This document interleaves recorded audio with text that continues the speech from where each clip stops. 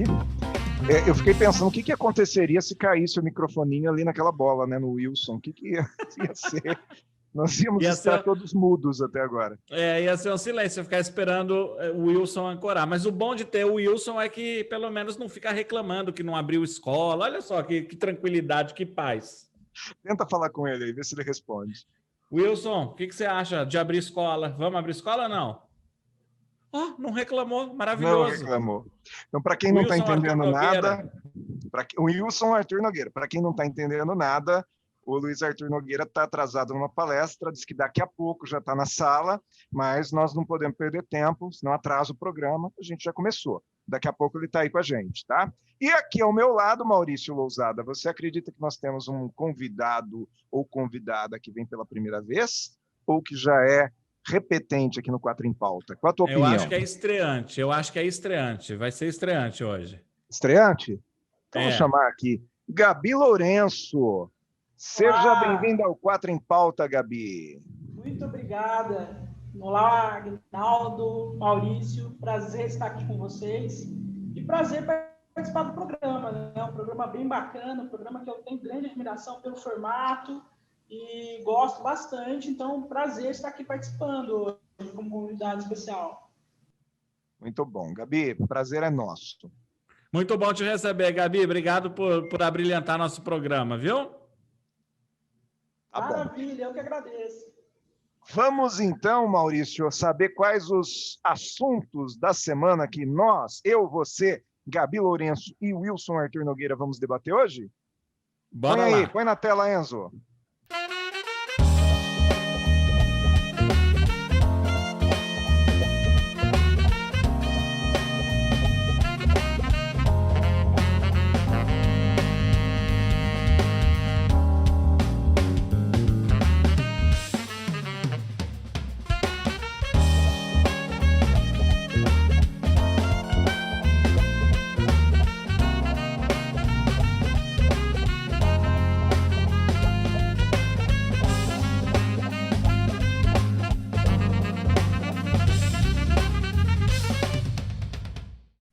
Então, agora vamos ao nosso Concordo e Discordo. E peraí um pouquinho, estou vendo um movimento aí. Chegou, Luiz Arthur Nogueira. Até que enfim. Olha lá, apareceu lá, acho que agora vai, hein? Chegou. Cheguei! O que aconteceu, Luiz? O que aconteceu? Deu tudo errado, né? Mas tudo bem. Luiz fazendo palestras presenciais, né? Palestra pode, né? Palestra pode, né? Pode. Bar pode, né, Maurício? Escola não pode. Ô, Luiz, faça uma saudação para nossa convidada especial, Gabi Lourenço. Gabi, tudo bem, Gabi? Olá, Luiz, tudo bem? Prazer estar aqui para te conhecer. Prazer é todo meu, todo meu. Muito bem. Luiz, eu só falo uma coisa. O dia que tudo atrasa, né? A gente fica até preso atrás de carrinho de pipoca, né, cara? Nossa, até caminhão de lixo eu peguei hoje, meu Deus. Tá bom. Vamos para o Concordo e Discordo? Vamos lá, vai. Bora.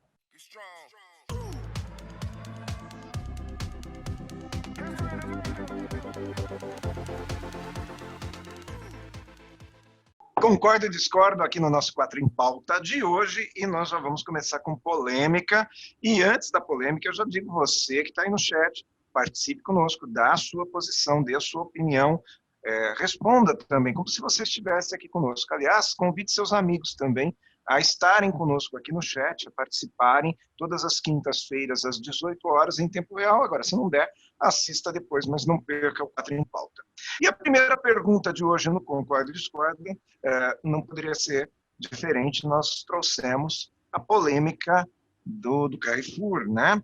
A violência dos seguranças do Carrefour lá em Porto Alegre, naquele episódio onde um cidadão foi assassinado, né? Foi morto por agressões, né? Agressões dos seguranças. A violência dos seguranças do Carrefour contra um cliente negro foi um ato de racismo ou seria uma outra circunstância? Como que você avalia isso, Luiz Arthur Nogueira? Você que chegou agora, qual a sua opinião? Olha, Aguinaldo, essa é uma boa pergunta, porque até agora, para mim, não sei se ficou para alguém, não ficou claro qual foi a motivação que originou toda a discussão. Até agora não entendi. Inclusive, a tal da supervisora lá, que também foi presa, alegou que o rapaz teria agredido, que já teria ocorrido outros problemas em outros dias. Como, para mim, isso nada está provado, por enquanto parece discurso armado de advogado, a minha conclusão óbvia é de que, sim, foi um ato de racismo. Mais do que racismo, foi uma covardia. Duas pessoas baterem numa pessoa é um ato de covardia. Não cabe a nenhum segurança fazer isso. A função de segurança ali, no máximo, era imobilizar ou acalmar o cliente e chamar a polícia. O segurança privado não tem nenhuma outra função além dessa. Então, obviamente, que é um caso lamentável de completo despreparo desses seguranças. Um deles, inclusive, eu não entendi se é policial ou ex-policial, estava no primeiro dia de trabalho ali. Foi lamentável. Olha, eu realmente não sei nem o que dizer, viu, Aguinaldo? É triste. E agora, o ato em si, eu acho que tem uma origem racista, mas mais grave do que isso, ou na verdade, refazendo tão grave quanto isso, é sempre a suspeita que se tem contra clientes que são negros, né? Eu já reparei isso em muitas lojas, talvez a Gabi possa contar para a gente se ela passou por alguma situação dessa, mas assim, eu percebo, entra algum cliente negro na loja, o segurança já vai atrás e fica de olho. É impressionante como no Brasil a gente associa o negro a um potencial ladrão, a um potencial assaltante, alguém que vai furtar algum produto. Parece que é automático. Entrou, ele já é perseguido dentro da loja. Bom, eu tô vendo que vocês três concordaram, então eu vou passar a palavra para a Gabi. Vamos todo mundo limpar a tela, zerar a tela aqui. Gabi, queria ouvir sua opinião sobre isso. Se para você é claro que foi um ato de racismo ou ainda não é possível afirmar isso, se você tem algum episódio para contar que você sentiu, por exemplo, você entrou numa loja e que você foi perseguida por um segurança ou algum amigo seu. Você tem algo a nos contar, Gabi? Olá, Luiz, tenho sim. Eu inclusive, vou começar dizendo sobre essa questão do Carrefour, que, na verdade, as únicas pessoas que sabem, de fato, qual foi a motivação do crime são os agressores. Nós, aqui de fora, nós não temos base sólida para afirmar isso realmente foi racismo ou realmente não foi racismo. O que nós sabemos é que, como você falou, realmente existe sim esse desconforto quando o negro entra no estabelecimento, tanto para o negro quanto para as pessoas que estão lá. Eu já sofri isso muitas vezes na pele e, por incrível que pareça, eu fui conhecer o racismo de perto quando cheguei em Ribeirão Preto, há uns 2 anos e meio atrás. Então, coisas assim grotescas, desde a pessoa segurar a bolsa quando estou passando, tá? E eu não tinha esse cabelo todo estilosão, não. Eu tinha um cabelo todo tradicional, cabelo comprido, a pasta executiva, bem vestida. Quer dizer, não tinha nada ali para a pessoa suspeitar, né? E falar, nossa, tá vindo uma pessoa completamente dúbia, tá? Então, por exemplo, teve um episódio que eu fui era feriado de aniversário de Ribeirão Preto. Eu falei, poxa, feriado, era uma terça-feira, me lembro perfeitamente, e eu fazia poucos dias que eu tinha chegado em Ribeirão. Então, eu não tinha referências de lugares para comer, para almoçar, nada. Então, a única referência que eu tinha, como eu morava perto do shopping, a única referência que eu tinha era o shopping. Lá eu não sabia que eu iria comer bem. E fui até lá. Então, já tinha ido outras vezes, mas nesse dia eu estava de chinelo, short e camiseta. Um típico domingo, um típico feriado. E aí eu fui seguida pelo segurança. Ele só parou de me seguir quando viu que eu cheguei no restaurante, comprei, paguei e sentei para esperar o meu pedido com aquele negócio que vibra quando o seu prato, aquele aparelho que vibra quando o seu prato está pronto. E aí só aí que ele parou de me seguir. E isso deu toda uma repercussão, porque eu não podia deixar que aquilo acontecesse. Até porque eu tinha acabado de chegar na cidade. Então, se o segurança ele tem aquela atitude de realmente... o que as outras pessoas não vão pensar, né? Quer dizer, ali provavelmente é uma pessoa suspeita porque o segurança está suspeitando. Então, o segurança ele tem até o papel dele ele pode até mesmo suspeitar de quem ele acreditar que na posição dele vai cometer algum delito, mas ele não pode demonstrar essa suspeita claramente, evidencialmente, como ele fez. Então, isso que foi o ponto mais chato, assim, mais crucial. E aí eu levei isso até a organização do shopping, fui convidada para uma reunião lá e falei, inclusive, de treinamento. Ah, não, mas aqui eles são preparados, eles são treinados. Aí eu falei, não, não são. Não são, primeiro, porque eu sou palestrante, sou da área de treinamento. Segundo, que o que aconteceu aqui comigo não pode acontecer. Então, o que a gente percebe é um despreparo da equipe de segurança total. E aí sempre, não, são treinados, mas não são. Então, outro ponto que me chocou, isso aconteceu aqui na minha própria cidade, eu tinha uns 20 anos, eu trabalhava no escritório de contabilidade. E eu fui levar numa joalheria aquelas guias para pagamento de impostos. E quando eu cheguei, entrei, uma joalheria muito pequena, quando eu entrei, deveria ser um representante, um vendedor ali, eu não sei, ele estava com a dona da joalheria, que era para quem eu deveria entregar o documento, e ele estava com todos os panos assim na mesa. E quando ela fez contato visual, ele olhou para trás e, num instinto assim, ele pegou e recolheu todo o material ali com fúria. E eu tinha 20 anos, era uma menina, então foi o maior ato de racismo que eu recebi talvez na vida, porque ele suspeitou de que eu seria de repente um assaltante, alguém que iria assaltar as joias dele. Não tinha outra motivação. Eu trabalhava no escritório de contabilidade, estava bem vestida, tinha um cabelo liso, com chapinha, porque assim era o padrão que a gente deveria seguir. E aquele talvez tenha sido o maior ato de racismo que eu tive na minha vida.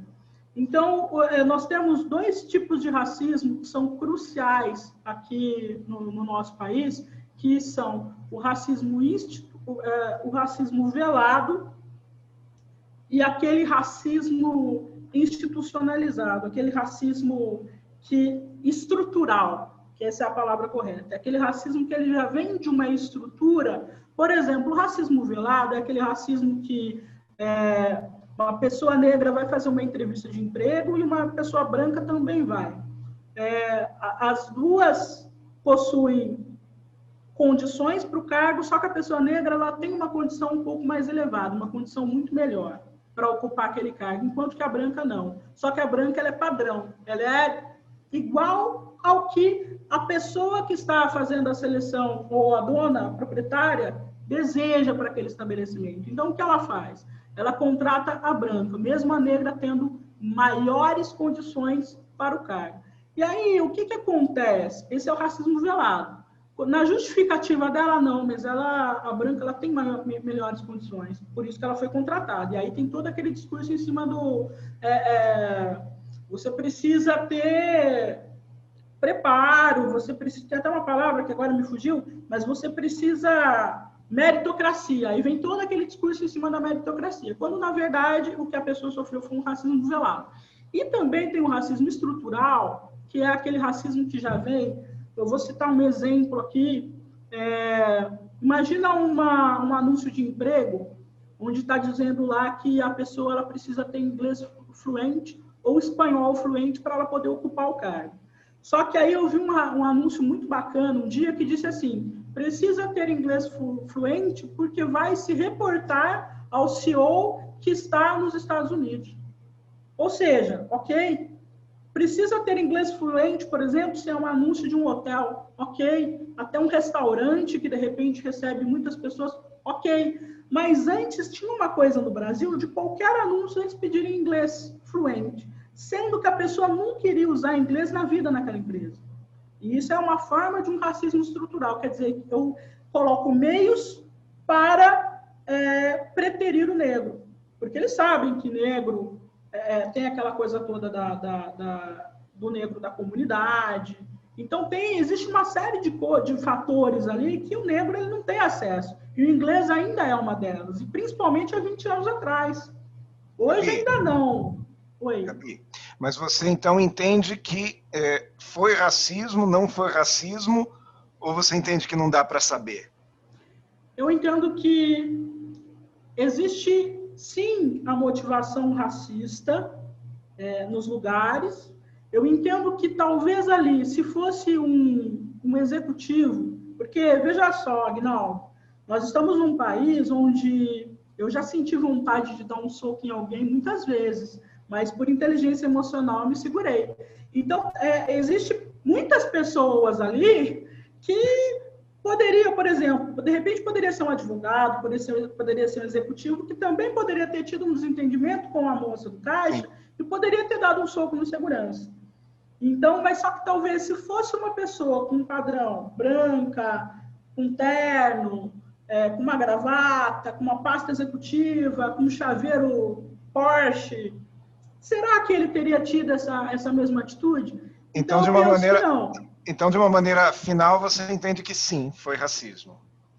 Eu entendo que a cor da pele influencia, mas eu não posso afirmar, como eu falei no início, que foi uma motivação racista ou não. Mas eu entendo que o tom da pele, ele pode sim ter motivado o crime.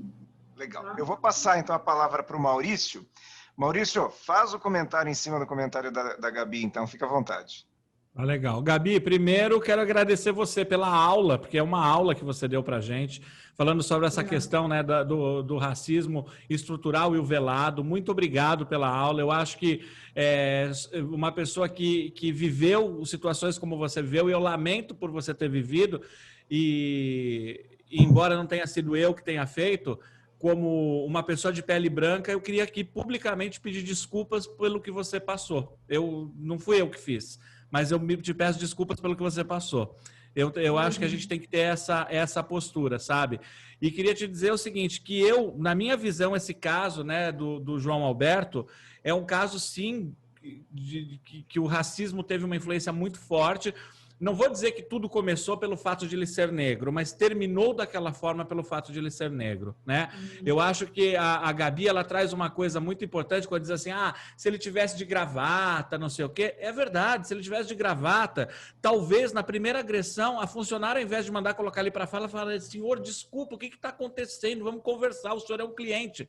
Mas era uma pessoa negra e que não estava ostentando um chaveiro, como ela falou, da Porsche. Então, esse tipo de cliente eu ponho para fora. Esse tipo de cliente eu não peço desculpas. É isso. E aí que está o racismo. Começa aí. Depois tem o racismo do segurança, quando ali imobiliza e continua ali batendo no cara e sufocando o cara. Se fosse um branco de gravata, talvez não. Talvez ele mobilizasse e ficasse lá. Então, não começou por racismo, mas terminou por racismo. E quem diz que não tem racismo nesse país, não tem, para mim, não está vendo o que está acontecendo, né? Simplesmente é cego para o que acontece. É só isso. Então, Gabi, é isso que eu queria te dizer. Eu queria te agradecer e te parabenizar por essa aula que você deu para a gente. Uma honra ouvir isso de alguém que viveu isso, né? Viveu situações como essa e vem aqui contar para a gente de peito aberto. Obrigado. Imagina, eu que tenho que agradecer. Eu posso, se vocês me permitem, só fazer mais um adendo em relação a isso? Se eu tiver tempo para isso? É rápido para mim? Pode, super rapidinho. É que, na verdade, existe dois polos hoje, direita e esquerda, e o racismo ele se tornou como se fosse uma propriedade da esquerda, quando não deveria ser.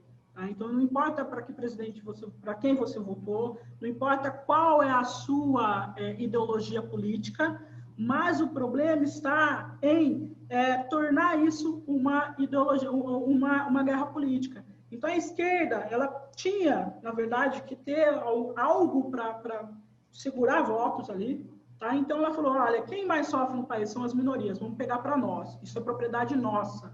E isso não pode acontecer. E aí chega o nosso presidente e fala, não, o racismo não existe. Ele não está dizendo que o racismo não existe porque ele sabe que não existe. Na verdade, ele está dizendo o seguinte, o racismo pertence à esquerda, então eu não vou compactuar com isso.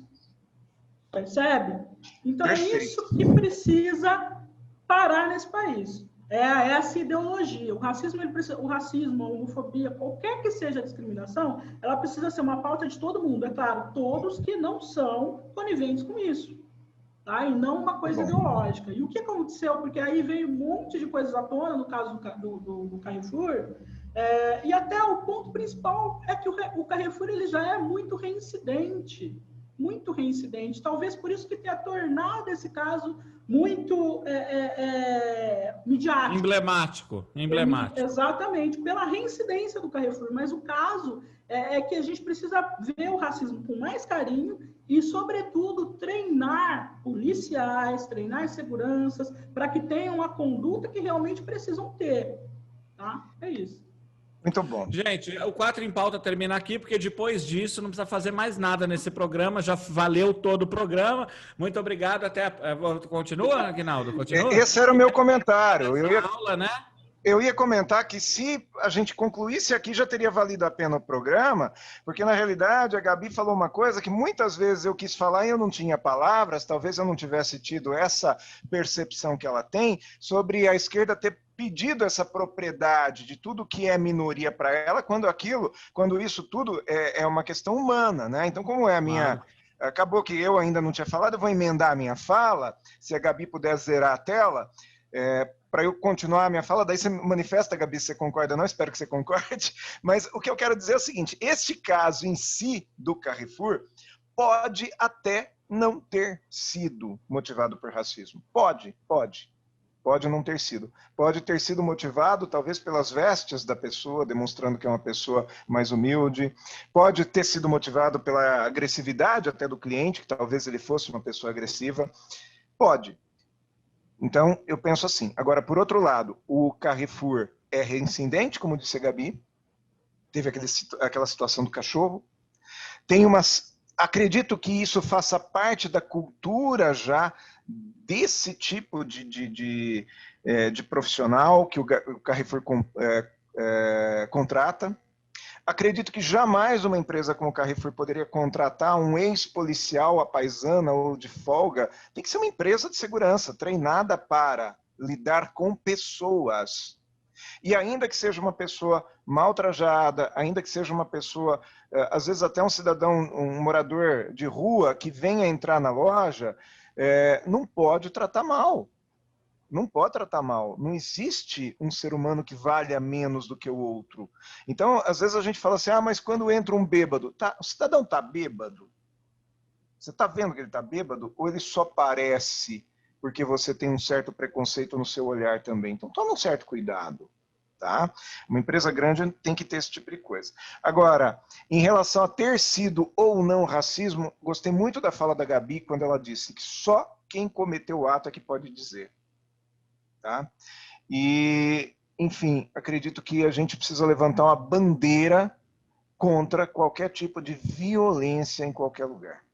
Eu fiquei com medo hoje hoje eu tenho medo de ir nesse supermercado e de vez em quando a gente acaba se desentendendo com algum colaborador, há algum tipo de conflito, eu fico pensando assim, será que uma hora pode acontecer comigo? Né? Então esse é o ponto que a gente tem que levantar. Levei 3 concordos aí. Maurício, pode falar. Eu só quero complementar o seguinte, na verdade, né, uma informação adicional, essa é uma empresa contratada do Carrefour, só que essa empresa contratou um policial que estava de folga, e isso é incompatível com a função do policial. O policial não pode fazer um bico quando ele está de folga. Mas isso também levanta uma questão aqui. Os nossos policiais, eu não estou fazendo a defesa desse cara, que esse cara para mim é um assassino, mas os nossos policiais ganham pouco para colocar a vida deles em risco, e por isso que eles têm que fazer bico, porque policial devia ganhar mais para não precisar ter que fazer bico, porque aí ele estaria concentrado naquilo que realmente lhe compete, né? E também vale a gente começar a repensar sobre o treinamento que a polícia recebe, porque se eventualmente esse cara agiu assim, sendo um policial, ele envergonha toda a corporação. Muito bom. Vamos para o segundo assunto do Concordo e Discordo. Eu vou pedir só para a gente ser bem objetivo nas respostas, porque a gente, de forma válida, estendeu esse assunto. Vamos tentar encurtar um pouquinho o próximo aí para a gente poder concluir o nosso programa de hoje.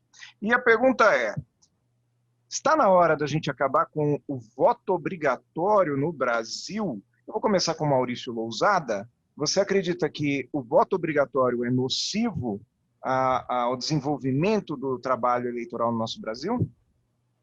Eu acredito que todas as nações, né, que têm uma democracia desenvolvida não têm obrigatoriedade de voto. É só você olhar para as nações com uma boa democracia, não tem obrigatoriedade. Aqui existe uma obrigatoriedade porque você consegue manipular melhor as pessoas à medida em que você as obriga a ir à urna, né? Porém, essa obrigatoriedade ela já não é tão obrigatória, na verdade, porque hoje você consegue justificar com o seu próprio celular. Então, na verdade, se você for lá no seu celular justificar que você está em outra localidade, você está quites com a justiça, então você tem a obrigatoriedade de ter que entrar lá e dar uma informação que você não vai. É isso, né?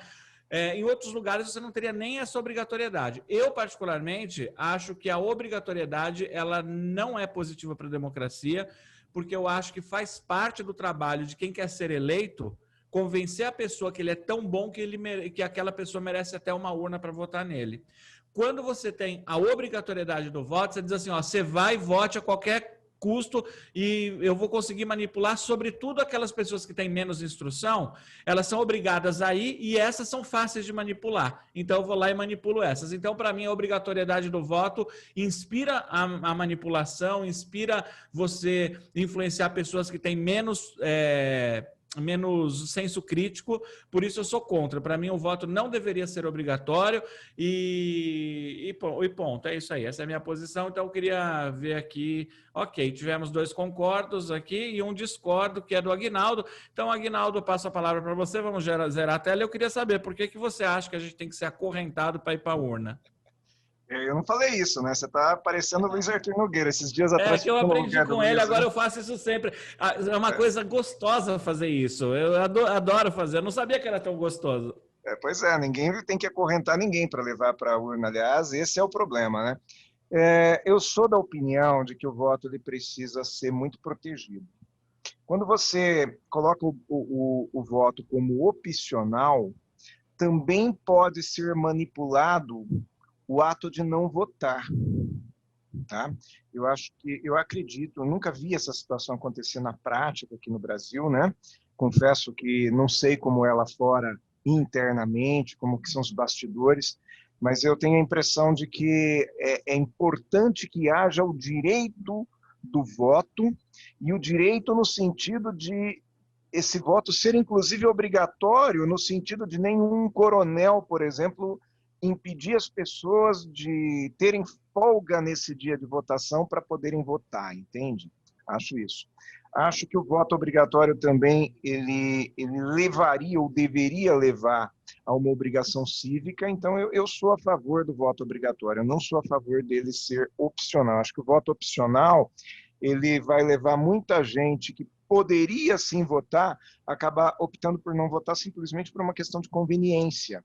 É uma pessoa até que tem condição de escolher, que poderia escolher de uma maneira inteligente, mas como eu estou longe do meu setor de votação, por exemplo, eu voto em Santos, me mudei para São Paulo, mas não troquei ainda o local de votação, deixa lá, não preciso votar mesmo. Enquanto que, sendo obrigatório, esse cara tem 2 opções. Ou ele vai ter que ir até uma escola justificar, se bem que agora não pode mais, né? Não precisa mais, agora é pelo aplicativo, ou ele tem que ir toda eleição até Santos.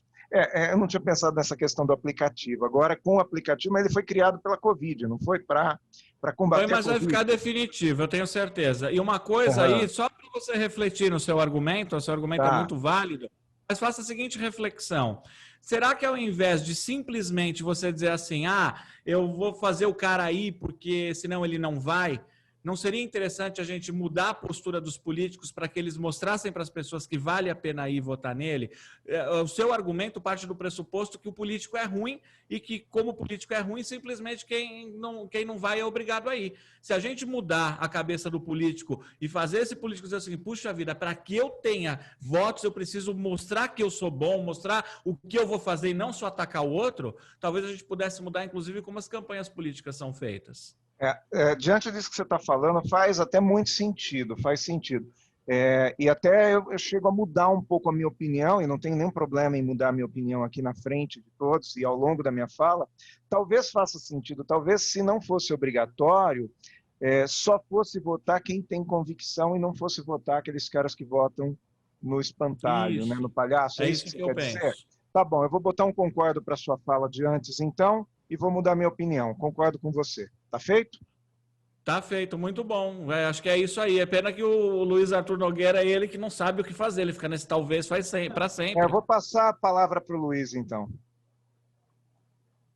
Ele está no mudo. Liga o microfone, viu? É Ajuda. o Wilson falando. É o Wilson que está falando. Eu já estava em dúvida. Aí ainda muda de opinião. Aí eu fico mais em dúvida se eu concordo ou discordo do Aguinaldo, né? Não, mas assim, na verdade, eu ouvi bons argumentos dos dois lados.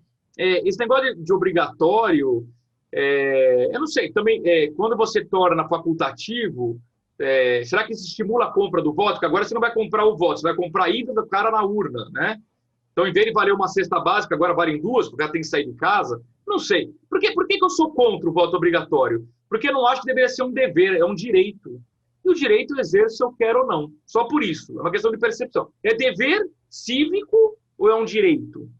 Eu acho que é um direito, então eu exerço o direito se eu quero ou não. Simples assim. Acho que somos adultos, né? A partir de 16 anos, podemos decidir se queremos ou não votar. Eu acho que talvez no primeiro momento, a gente ficou muito tempo sem eleição, o processo de redemocratização talvez tenha feito sentido você obrigar para ensinar as pessoas a votarem. Agora já passamos essa fase, né? Eu acho que já... E outra coisa, é uma hipocrisia, porque é obrigatório, mas a punição é ridícula, a justificativa é fácil, a multa é simbólica, a punição é quase nada, você não consegue tirar um passaporte. Conclusão, é uma hipocrisia. E os resultados mostram que, mesmo antes da pandemia, 1/3 já era abstenção, votos brancos e nulos. Então, na verdade, são pessoas que não votavam em ninguém. Então, o voto já não é obrigatório. Então, vamos acabar com essa hipocrisia e vamos fazer o seguinte, acaba com o voto obrigatório e vamos testar agora em 2022, né? E vamos ver qual é o percentual. Nos Estados Unidos, na média, 50% vota, 50% não vota. E quem não votou não reclama, é igual a eleição de síndico. Você reclama, não vai na Assembleia e depois fica reclamando, não, filhão, vai na Assembleia do seu prédio e vota no que você quer, não fica chorando depois, né? Bom, vi que vocês três concordaram, vamos ver a palavra da Gabi. Gabi, por que você, então, é contra o voto obrigatório? Olha, Luiz, é o seguinte, eu vejo que... Só precisa zerar a tela, Gabi, por favor. Legal. Nos Estados Unidos, por exemplo, hoje nós tivemos a maior eleição da história em número de votos, que foram pessoas que foram lá e falaram, nós vamos tirar Donald Trump. E essa obrigatoriedade de votos, ela é complicada aqui no Brasil por simplesmente termos políticos que não valem a pena, termos políticos que estão no poder há anos e não cumprem com sua obrigação. Então, eu vejo que desobrigar isso, os políticos vão sentir mais a obrigação de falar, olha, nós temos que fazer algo realmente para merecer o voto. Se eu não me engano, foi o Maurício Lousada que falou isso. Ele precisa merecer o voto. Por que eu vou sair da minha casa e vou exercer o meu direito de votar? E aí, essa eleição ela foi um pouco dúbia para mim, porque apareceu o médico Varela na TV, dizendo sobre a pandemia e aquela coisa toda, e nossa, pandemia, fica em casa tal, e na eleição aparece ele de novo dizendo, não, podem votar, aceitem ser mesários. Então, eu achei uma coisa assim muito falsa, né? Então, eu vejo que o voto, ele não deve ser obrigatório.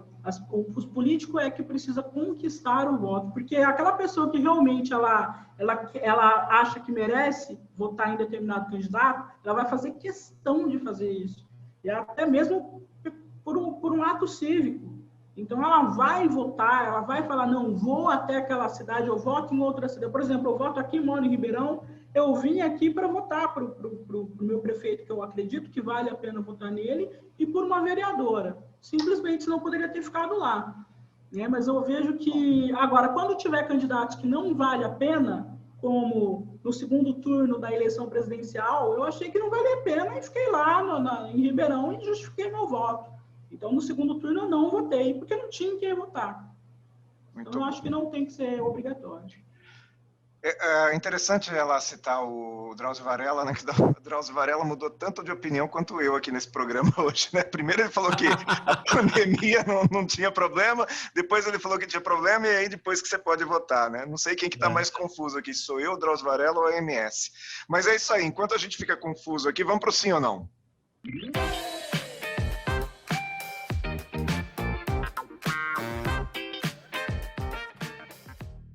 Sim ou não no nosso quadro em pauta de hoje. Então, sim ou não é um quadro onde você responde sim ou você responde não aí no chat também. E nós aqui respondemos sim ou não para a pergunta que antes vinha do internauta, agora essa pergunta vai vir de nós mesmos. Nós vamos fazer perguntas para o nosso colega de tela aqui, né? E eu vou começar eu aqui fazendo uma pergunta. Não, eu vou deixar a minha pergunta para o fim. Vamos lá, Luiz, você faz a sua pergunta. Para quem que você quer perguntar? Eu quero perguntar para todo mundo, mas quero ouvir o comentário principalmente do Aguinaldo, né? Então todo mundo vai colocar na tela. A pergunta é a seguinte: agora na pandemia bombou o comércio eletrônico, né? Todo mundo aprendeu a comprar via internet. Quem tinha medo não tem medo mais.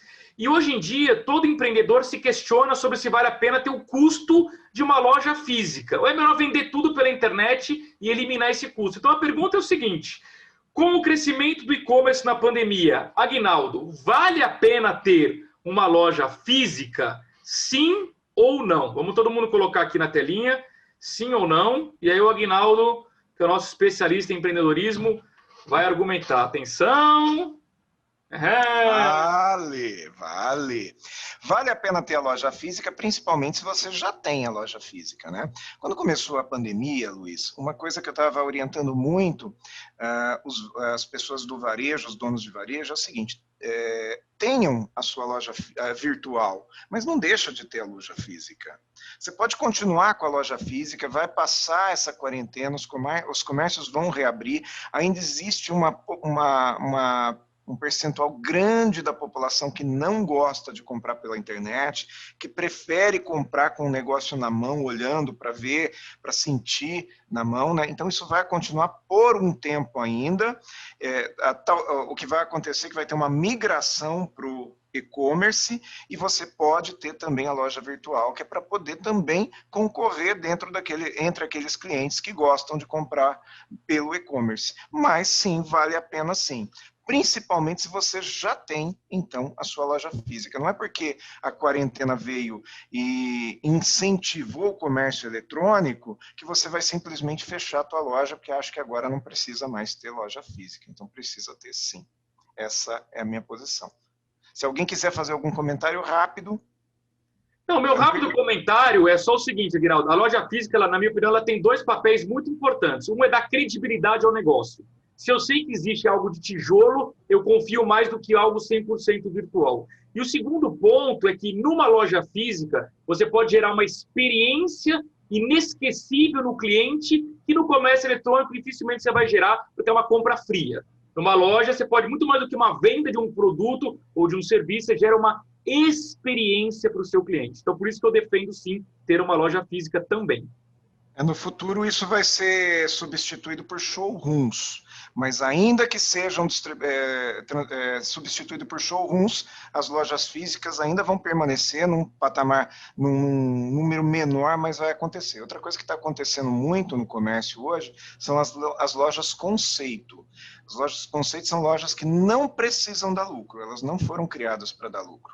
Muitas vezes elas dão prejuízo e são sustentadas pela marca justamente com o dinheiro da propaganda. São lojas gigantescas, muito bonitas, com atrativos além do próprio produto, que têm o objetivo simplesmente de trazer o cliente para dentro e fidelizá-lo. A partir daí ele pode comprar até pelo e-commerce, que já está feito o papel dela. Vamos para a segunda pergunta? Eu vou deixar essa segunda pergunta para o Maurício fazer. Maurício, manda lá. Beleza. Eu já falei aqui, Luiz, que eu fiz um investimento errado antes dessa pandemia, fiz investimento em bolsa de valores, tive uma perda, né? Uma perda enorme, né? E aproveitar você para saber se o que aconteceu comigo é regra. Em outras palavras, eu te pergunto, investir em bolsa de valores é realmente muito arriscado? Vamos lá, todo mundo colocando. Eu estou pensando, mas eu vou pela minha experiência. Vamos ver a Gabi, se ela acha que é muito arriscado investir em bolsa. Muito bem, muito bem. Já Por que sabia. que eu vou colocar não? Primeiro é o seguinte, só uma curiosidade, Maurício. Você disse que teve um prejuízo grande, mas você vendeu as ações da Baixa?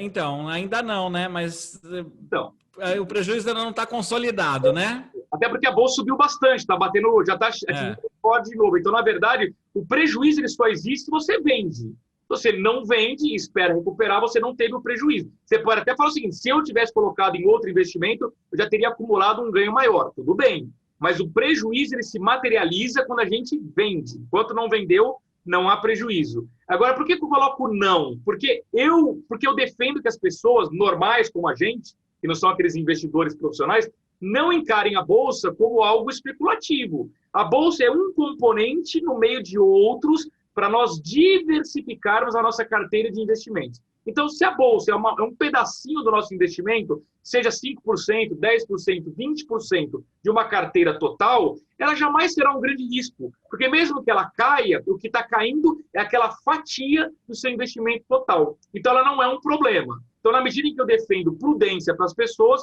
eu não posso dizer aqui que a Bolsa de Valores é um investimento de risco. Agora, para quem pega 100% e joga tudo em Bolsa, obviamente que eu sou obrigado a concordar que é um investimento de risco. Aguinaldo. Olha, a pergunta foi se é um investimento de risco. Eu acho que sim. Eu acho que a bolsa é arriscada.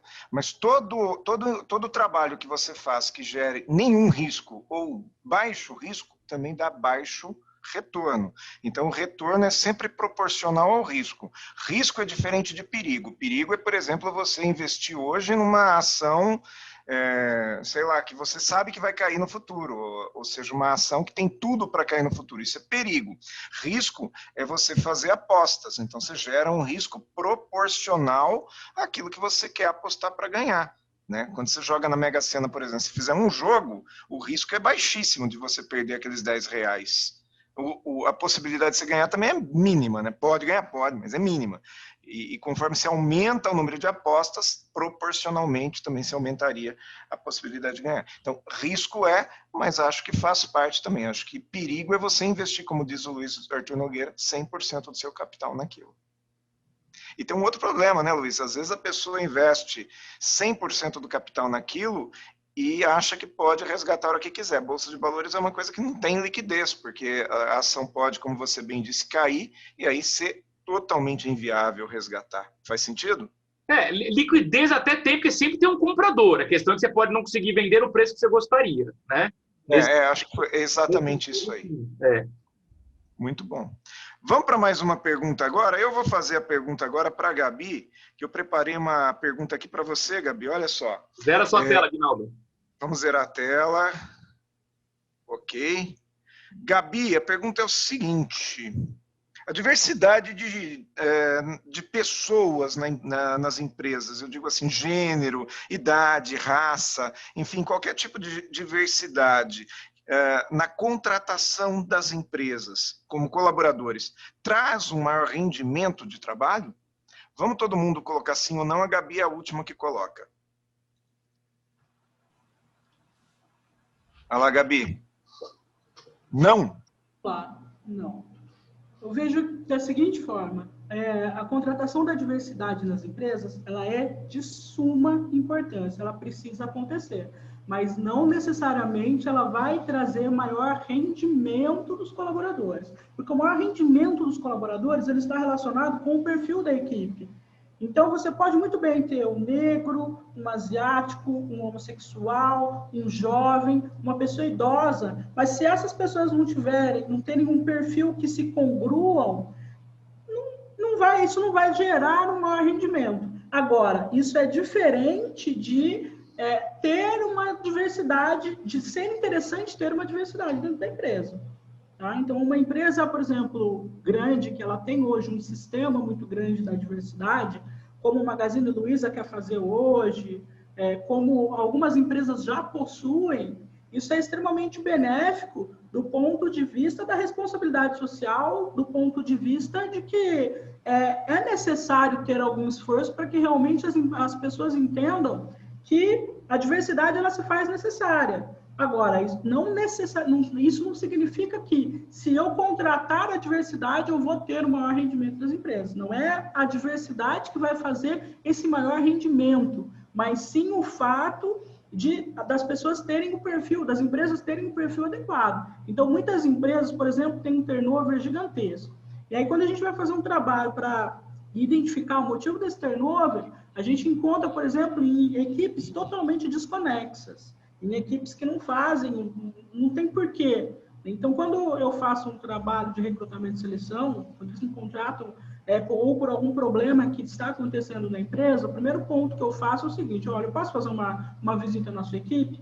Eu fico de longe observando a equipe, observando quem são, como eles interagem entre si, como é a rotina deles, para depois sim eu pegar e contratar pessoas que vão fazer a diferença ali, que vão se congruírem, que vão formar realmente um time, não é? Então, não adianta eu contratar por contratar, não adianta, eu acho que é algo muito mais social, é algo que precisa ter, eu defendo, eu quero deixar claro, Agnaldo, porque senão as pessoas podem até interpretar mal. Esse não que eu coloquei, as pessoas podem entender assim: ela é contra, então, a diversidade nas empresas. Não sou contra a diversidade nas empresas, tá? Eu acho que tem que ter sim, e por uma infinidade de fatores. Só que não é a diversidade que vai trazer maior rendimento, e sim a equipe.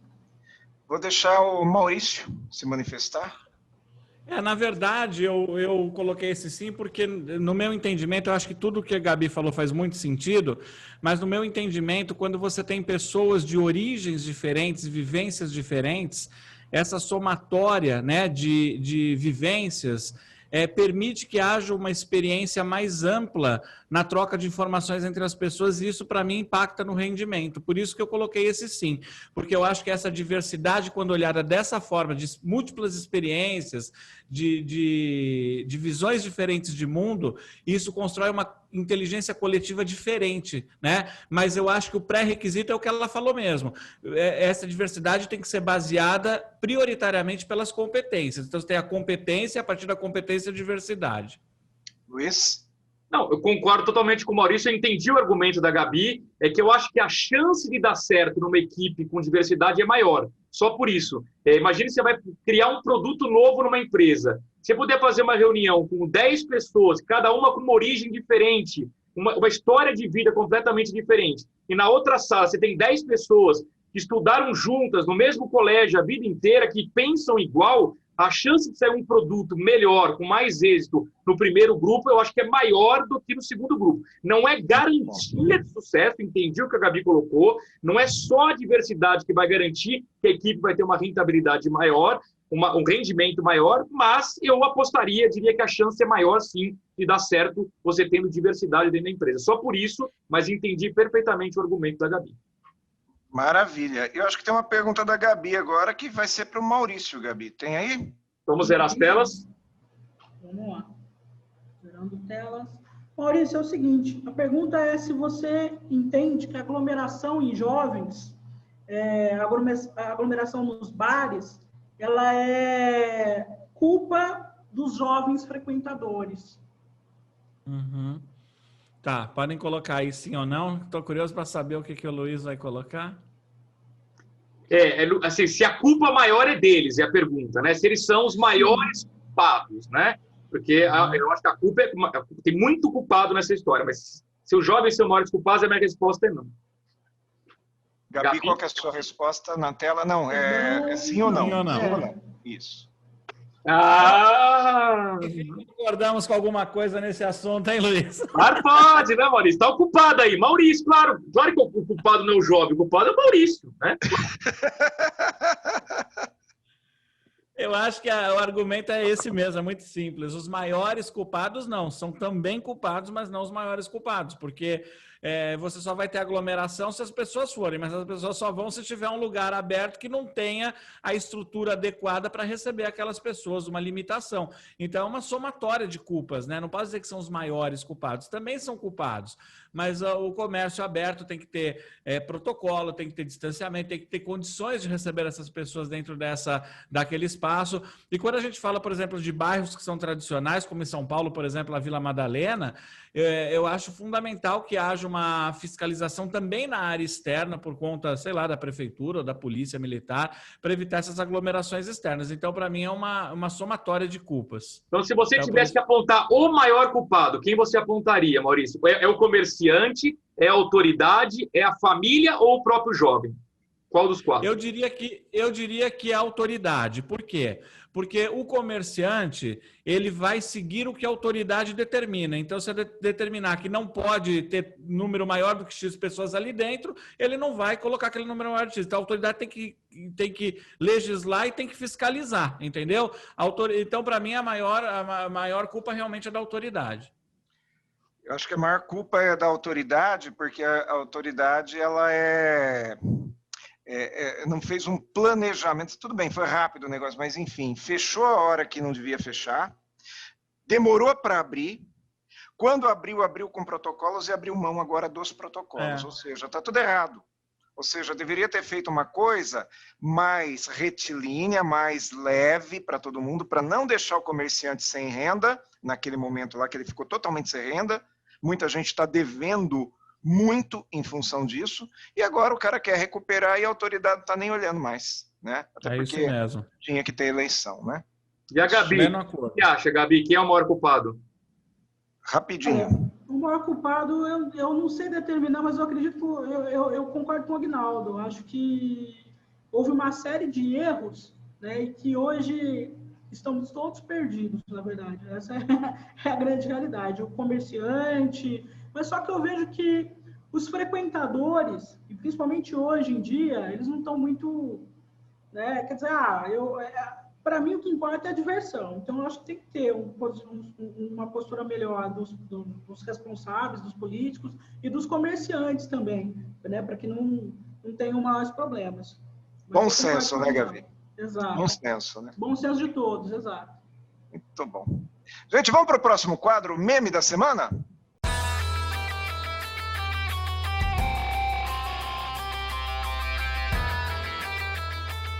Meme da semana, agora o Luiz Arthur Nogueira está atrasado. Luiz Arthur Nogueira, você tem algum parentesco com o Rubinho Barrichello? Eu não sei onde eu pus minha tela do meme da semana, sumiu, desapareceu. Tá bom, fala para mim, qual que é seu meme da semana? Pede para o Enzo pôr na tela aqui. Coloca aí, Enzo, na tela. Então, vamos lá.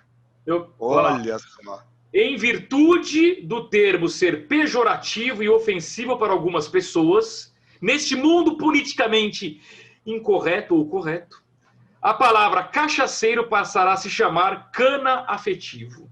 Tá bom? Por que você escolheu esse meme, Luiz? Porque o mundo tá muito chato, Aguinaldo. Não pode falar nada. Agora, você vai chamar o cara de cachaceiro, ele vai te processar, vai falar que você tá, sei lá. Tá muito chato o mundo. Não pode falar nada, que é cheio de mimimi. Seu cachaceiro. Não, você não é mais cachaceiro, você é um cana afetivo. Muito é bom. Isso mesmo. Qual que é seu meme da semana, Maurício? O meu é esse aqui. Põe aí, ó, Enzo. Ó, tá vendo aí a foto? Ibope. Se campanha durasse mais uma semana, Russomano terminaria devendo votos. Eu acho que esse cara vai descendo, todas as vezes ele vai descendo, e olha, daqui a pouco ele ia ficar devendo. Agora, eu não sei se já vale ficar devendo para as próximas eleições, já podia valer isso já, inclusive, né? Eu, na minha opinião, acho que ele não tinha nem que se candidatar mais, né? Não sei por que ele se candidata ainda, ele já sabe que isso vai acontecer. Mas ele é esperto, Aguinaldo. Ele é esperto. Essa votação que ele tem, embora ele não ganhe como prefeito, vira recall para ele ganhar como deputado daqui 2 anos. Aí ele ganha na moleza. Então, na verdade, ele faz a campanha para ser lembrado para daqui 2 anos ganhar como deputado de novo. Você acha que se ele for eleito algum dia, ele vai até ter uma surpresa, de repente pode reclamar, falar, pô, o que eu faço agora? Não, acho que ele não vai assumir. Ele fala, não, eu quero daqui 2 anos ser deputado. Agora, sabe uma coisa que eu acho? Eu acho que quem é entrevistado no Ibope fala, vamos trollar o Russomano, vamos falar que é ele, e depois a gente muda. Pode ser. Não tem outra explicação. Oi. Gabi, qual que é seu meme da semana, querida? O meu meme é... Acho que vai ter a foto aí, né? Tá, bateu aqui, o Enzo já colocou. É um sanduíche na forma do nosso ilustríssimo Donald Trump. Eu achei bem interessante. E a mensagem que eu falo em cima desse meme é a seguinte, independente se você está no mundo corporativo, independente se você está numa posição da política, ou se dentro da sua casa, é importante saber perder. Né? Então, algumas pessoas dizem que ele é um showman, que ele faz tudo isso mais para dar espetáculo, né? Mas eu acredito que, na verdade, é interessante, a mensagem que eu trago é que ele precisa saber perder. Né? Então, tá aí, vamos se confirmar a vitória do Joe Biden, até porque isso foi muito arquitetado entre os americanos para realmente tirá-lo do poder, e ele está aí chorando. Então, acho que esse meme representa bem aí a situação nos Estados Unidos da política. Ficou com cara de sanduíche, tá demitido. Né? Tá demitido. Tá demitido. O meu meme da semana é o Lobo Mal. Lobo Mal, Luiz Arthur Nogueira, é com U, com L, ou de que forma que é? Lobo? U. Então, Lobo Mal é esse lobo aqui bravo, né? Lobo Mal é o lobo com Covid, tá mal. E tem o Lobo Mal, né? Então, só para quem curte guerra o Star Wars, né? Mal é um personagem da saga Star Wars. Que domina o sabre de luz e assim por diante. Agora, eu trouxe esse meme aqui só para a gente brincar com o seguinte: hoje o brasileiro escreve tão errado que não tem a menor vergonha de escrever errado. Escreve mais ao invés de escrever mas. Ele escreve a gente junto, quando vai falar no sentido de nós, né? E ele não sabe a diferença de mal com U e mal com L. Então, mal com U é o contrário de bom. Então, se o lobo é mal, é porque ele não é bom. Se o lobo mal, no sentido de estar mal, é com L, porque ele não está bem, então ele está mal, é o lobo doente. E aí tem o lobo mau, que foi o que deu a graça para a brincadeira aí, tá? Então esse é meu meme da semana. Agora, só para, não sei se vocês querem falar alguma coisa a respeito desse meme, antes da gente encerrar o programa. Alguém quer fazer algum comentário? Não, faltou o Menas, né? Faltou o Menas. O Menas, né? A gente não falou nem de Menas e nem de 200 gramas de mortandela, né? Mas a gente viu o meme, isso que é o mais importante. Mas a gente viu. Mas a gente viu, né? A gente junto. Mas a gente vimos. A gente vimos. E eu vou colocar um último meme aqui em homenagem a uma pessoa que faleceu ontem. Esse meme aqui, né? Do nosso Maradona, o segundo maior jogador de futebol da história, entregando de volta a mão de Deus, né? Porque ele fez um gol lá em 1986, ele fez um gol com a mão, né? E naquele momento lá passou, e muitos elogiaram, dizendo que ele teve ele deu a Copa para a Argentina com aquela bola, né? Aquela mão na bola. Talvez se fosse hoje, as coisas seriam diferentes, né? Porque hoje existe toda uma consciência, não, independente até do VAR, mas hoje talvez o próprio jogador, numa coisa assim tão evidente como foi aquele gol, talvez até o próprio jogador se denunciasse, falasse, bom, isso amanhã vai estar na tela, vai pegar mal para mim, eu vou ficar com a imagem arranhada, mas naquela época lá a gente não tinha essa consciência toda, né?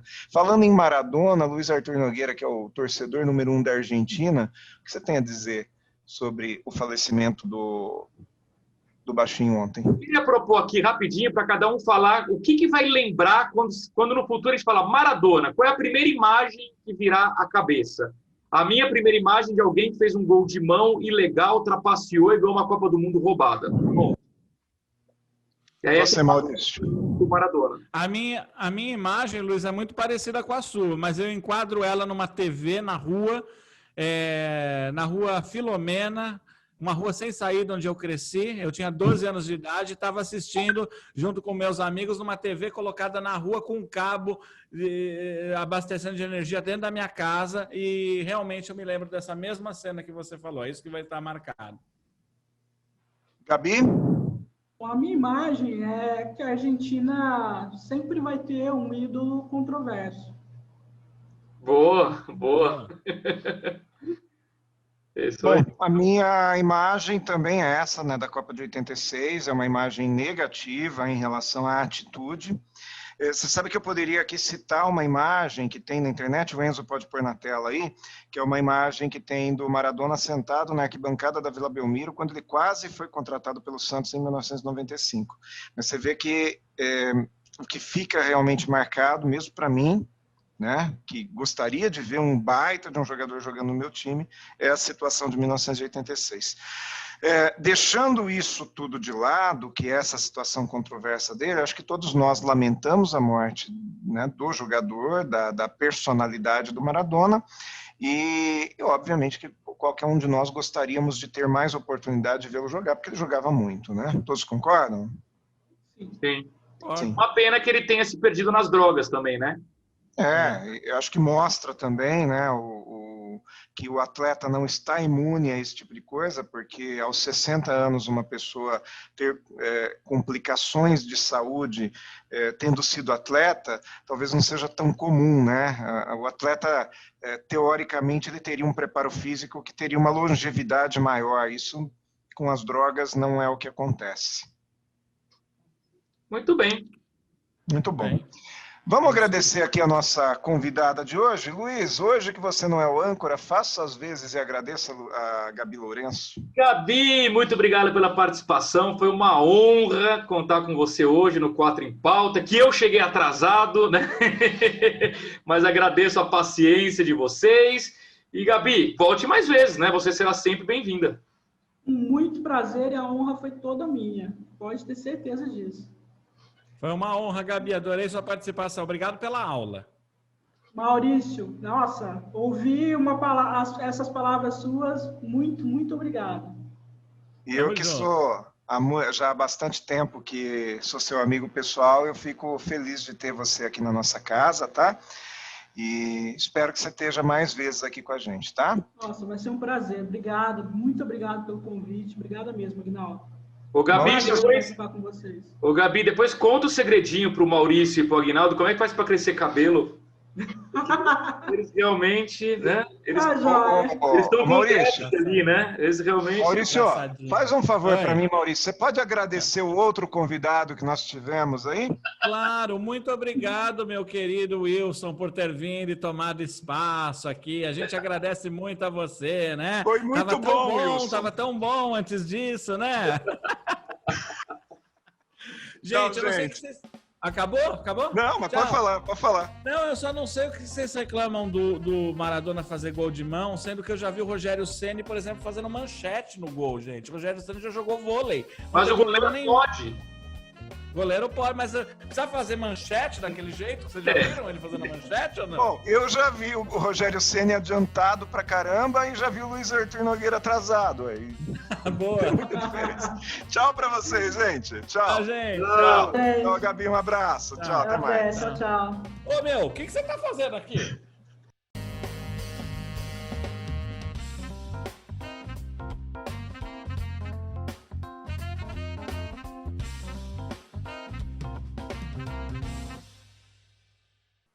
É aquele negócio, Palestra né, Maurício? pode, né? Palestra pode. Claro, pode, né, Maurício? Escola não pode. Ô, Luiz, dê uma saudação para nossa querida convidada, Gabi. Gabi! Tudo bem, Gabi?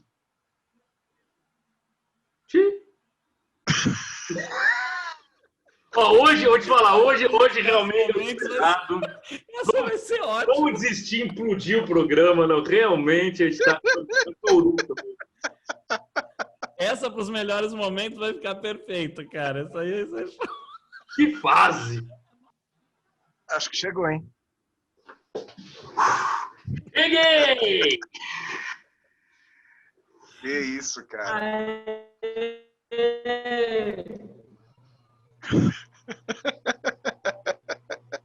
Travando. Gabi, fala comigo. Travou de novo. Os melhores Aguinaldo. momentos.